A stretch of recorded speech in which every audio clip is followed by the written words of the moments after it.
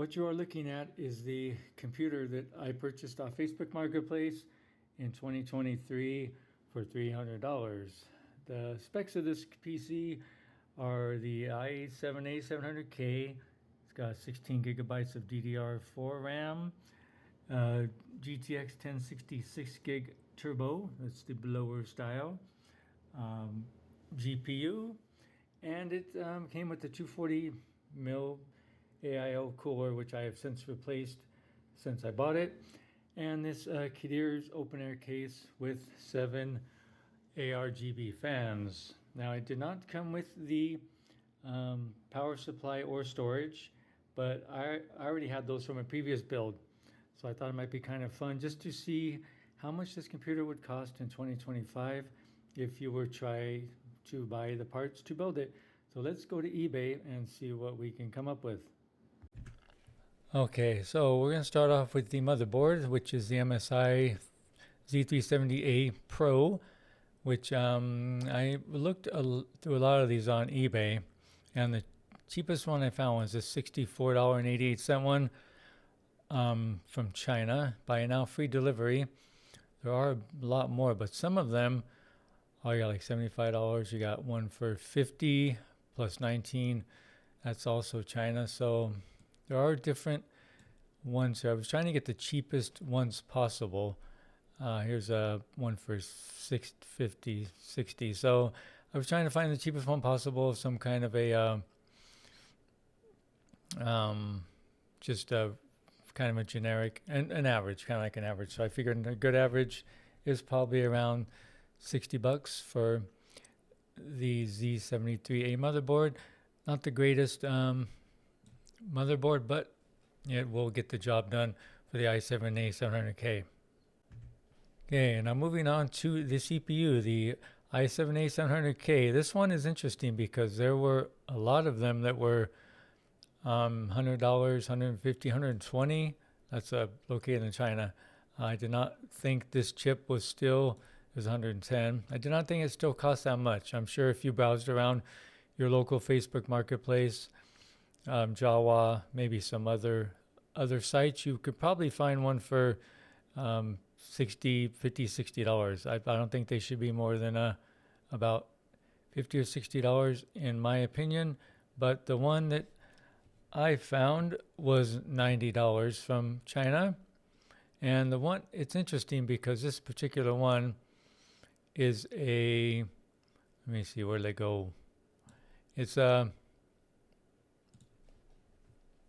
here's one here for 90. There's another one from China that has it's got a different, it's like a business CPU or something. So, but there's this one here for 90. So I thought that was kind of a pricey for a CPU, but for the A700K.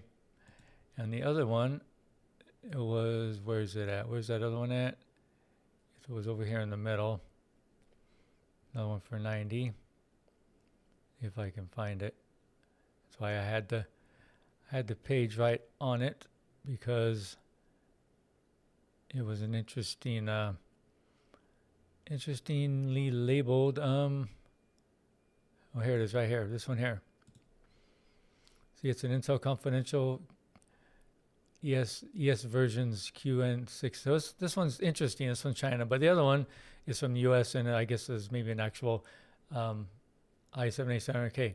So yeah, so about $90 for that.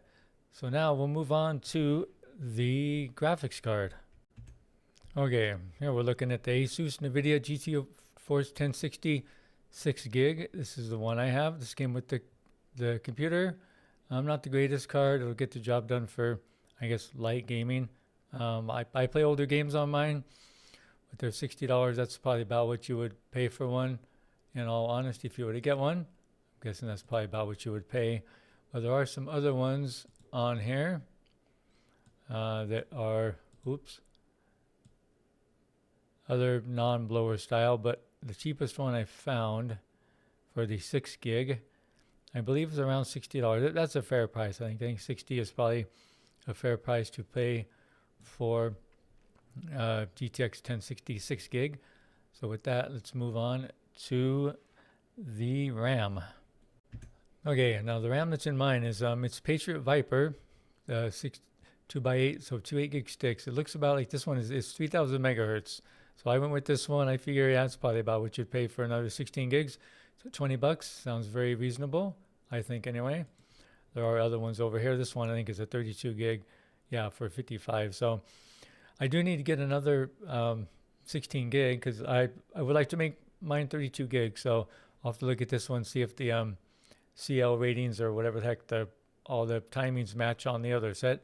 Because I don't know if you can put a different timing set in there. There's another one here. This looks more like mine here actually. But yeah, I want to get another set. So this will give me a good idea if I can get a set for like $20, another 16 gigs. That'll put me up to 32 gigs. I think that would really make my system a little better. So yeah, so $20 for the RAM. Let's move on next to the NVMe SSD. Okay, so the one I have in mind is it's one of these MSI ones, M450. Mine's an M471, I think, M470, something like that. But pretty much this is the same thing. It's a 1 terabyte NVMe Gen 4. I'm not the fastest, but it's at the time I got it, I just put the OS on there and some games. So $50, you could probably get one cheaper. But if you got some, probably not a bad price for a 1 terabyte, considering some of these other ones were a lot more. This looks more like the color that mine has on it, the style of the yeah, M371. I think that's the one I have actually, but that's $75. So I would just get whatever kind of 1 terabyte you can get. This is just what I have in there. So I was trying to just kind of go by what I have in there and try to kind of replicate what I've currently got. So I figure $50. It's probably a little high, but again, for a 1 terabyte, that's probably about average what you'd pay. So with that, let's move on to the 2 terabyte HHD that I have.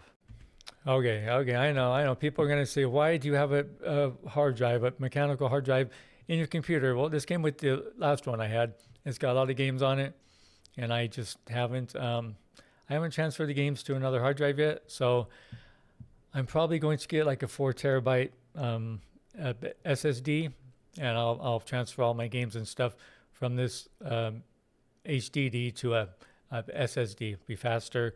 Don't have the mechanical thing, but at the time that's what I have. It's what my games are on. So I just haven't upgraded yet. But I was going with this one here. This $22.49. Mine's a Western Digital 2 terabyte. I figure mechanical hard drives shouldn't cost more than, you shouldn't pay more than what, maybe about $30. I mean, I wouldn't pay more than probably about 30 for one. I mean, I don't think they're worth more than that unless you're buying one maybe for the Xbox or something. But yeah, I don't think you should pay more than 30, maybe $40 for a 2 terabyte HDD, HDD, whatever the hell it is, mechanical hard drive. Okay, so that's what I got in mind. So with that, let's move on to the PC case.